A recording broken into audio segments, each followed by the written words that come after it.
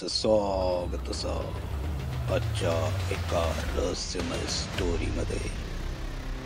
Channel का subscribe केला नसाल तर सबस्क्राईब करा विसरू नका. या गोष्ट फार पूर्वीचं असा. निसर्गरम्य ठिकाणी एक छोटंसं गाव. त्या गावात एक कुटुंब रवत होतं.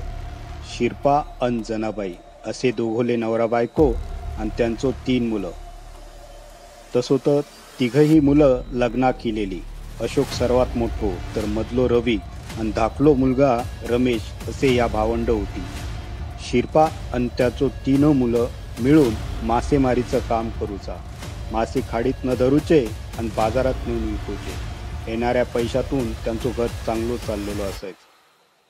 शिरपा आणि जनाबाई यांका आता अशोकचं लग्न करूचा होता. त्या दोघांनी मुलगी शोधूक सुरुवात केल्यान. बघता बघता दिवस पुढे सरत होते, पण मनासारखं त्यांका स्थळ गावत नाही होतं. दिवसामागनं दिवस उलटले. शिरपा आणि जनाबाई जरा काळजी करू लागल्या. कसो व्हायचो आता असा विचार करू लागले. काही दिवस गेले आणि शेजारच्याच गावचं स्थळ इलो.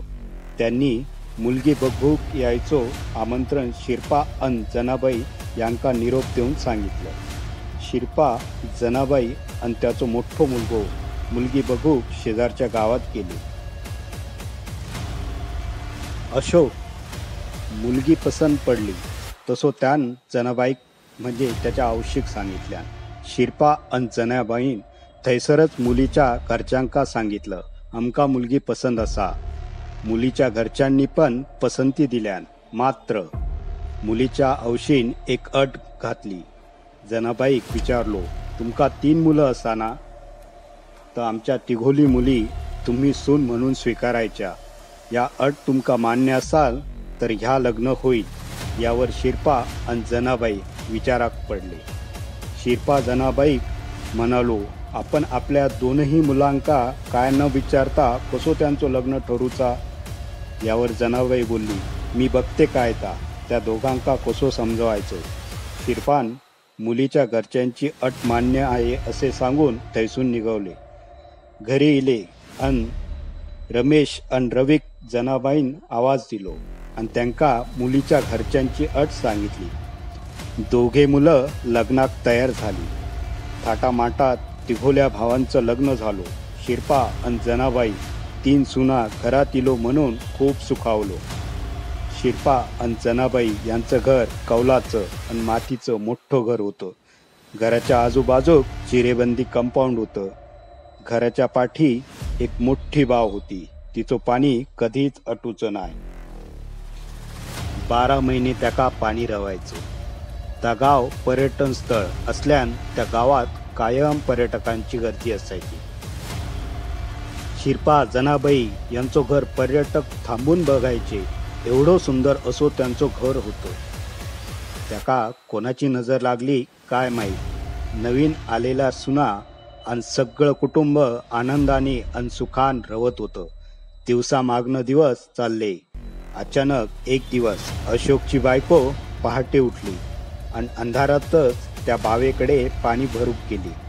बावचे पाणी थोडं खाली होतं. मनान पायऱ्या उतरून त्या बावेत गेली पाणी काढू.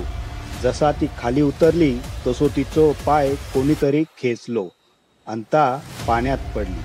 जीवाच्या आकांतानं ओरडू लागली, पण ता जा काय होतं त्यान तिका सोडलो नाही आणि ती मरण पावली. अशोकाक जाग गेली आणि त्यानं पाहिलं त्याची बायली खय दिसत नव्हती, पण त्याका झोपेत कोणतरी ओरडल्याचं ऐकू केलो होतो. अशोकाक अनपेक्षित भीती वाटू लागल्या. त्याचो हृदयाचो ठोको वाढलो आणि कपाळावर खांब पण इलो. अशोका त्याच्या खोलीतून बाहेर पडलो आणि त्याच्या बायलीक शोधूक लागलो, पण त्याका खयच दिसत नाही होती.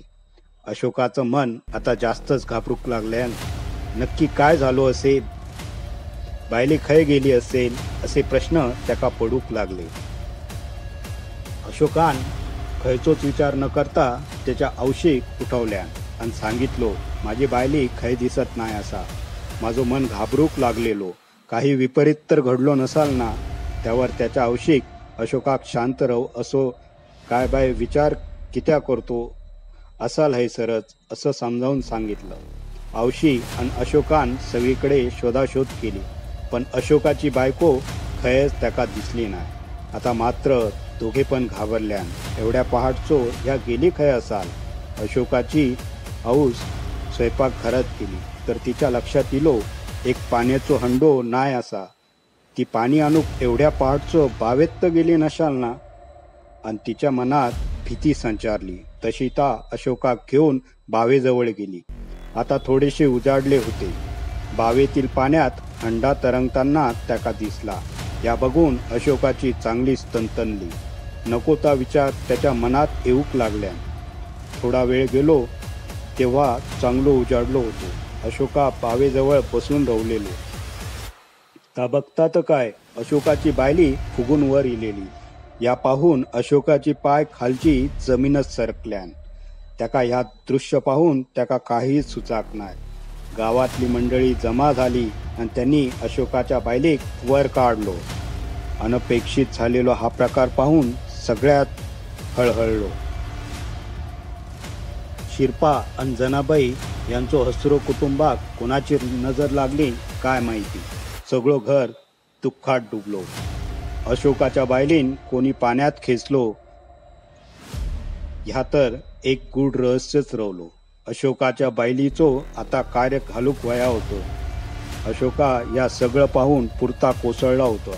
डोळ्यातील पाणी रडान रडान सुकून गेलेलो. आईबापान आणि दोघोल्या भावांनी अशोकाक धीर दिल्यान. दुःखाचे दिवस सरत नाही होते. अशोकाच्या बायलीचं कार्य पूर्ण झाले. संपूर्ण कुटुंब त्या दुःखातून सावरूक लागलो नाही लागलो ता दुसरो घालो काळान त्यांच्यावर घातलो. रवीची बायली सविता ह्या दुपारच्या वेळी बावेतून पाणी काढूक गेल्या. बादली बांधलेले चराट जसं पाण्यात सोडलं तशी ती बादली जड झाली. सवितान त्या बादलीक ओढूक सुरुवात केली तशी ती चराटासोबत बावेत ओढली गेली. सविता जोरात किंचाळलो पण ता पाण्यात बुडान मेली. तिचो किंचाळण्याचा आवाज घरच्यांका ऐकूक पिलेलो. सगळे थैसर धावलो पण काय उपयोग नाही झाला. सविता पण पाण्यात बुडान मेली. ह्या काळाचो घालो पाहून मात्र सगळं कुटुंबच जमिनीवर कोसळलो. रवी तर बेशुद्ध झालेलो. या प्रकार काय असा कोणाकाच काय कळलो नाही. जड अंतकरणान कुटुंबान सविताचं कार्य पूर्ण केलं, पण ता सगळे दुःखाच्या डोळ्यात बुडालेलं असा. आलेलो दिवस जायत होतो पण त्यांच्यावर ओढवलेले दुःखाचे दिवस सरत नाही होते. असेच एक दिवस रात्रीचो सगळे गार झोपूक गेलेले. सरिता म्हणजे रमेशाची बायली कोणीतरी तिका आवाज देत आहे असो तिका वाटलो आणि तो आवाज तिका ओळखीचो वाटलो. तिच्या कानावर तो आवाज पडताच तिका जाग इली आणि ती आवाजाच्या दिशान जाऊक लागली. रात्रीचो खूप उशीर झालेलो होतो. मनान दार न उघडता सरितान खिडकीतून डोकावलो तर तिका कोणच नाही दिसलो. सरिता परत आपली झोपूक गेली. तिका परत आवाज इलो. ता आवाज दुसऱ्या कोणाचा नसून रवीच्या बायलीचा म्हणजे सविताचो होतो. ता आवाज ऐकून येताच सरितान दार उघडलो आणि बाहेर बघितलो तर तिका अशोकाची बायली आणि सविता त्या बावेजवळ उभे राहिलेले दिसले. जशी सविता आणि सरिताची नजर एक झाली तशी मंतरलेल्याप्रमाणे सरिता बावेकडे निघाली. अशोकाची बायली सविता या दोघींनी सरिता बावेत घेऊन गेल्या. तिघोल्या बहिणी सख्या जावा त्या बावेत बुडान मेल्या. शिरपा आणि जनाबाईच्या हसऱ्या खराक कोणाची तरी नजर लागली. त्या बावेत तिघोल्या सख्या बहिणी सख्या जावांचा जीव कित्या घेतलो असेल या रहस्य अजूनही कोणाक उलगडले नाही. शिरपा, जनाबाई आणि त्याचो तिघोले मुलं ता गाव सोडून थैसून निघून गेलो. एकेकाळी सुखान नांदणारे ता घर आता खंडर झालो आ. गावकऱ्यांका अजून त्या तिघोल्या सुना हेरसर असल्याचा भास होतो. मात्र त्या घरावांगडा आता कोणीच फिरकत नाही. तर फक्त स्मशान शांतता राहते.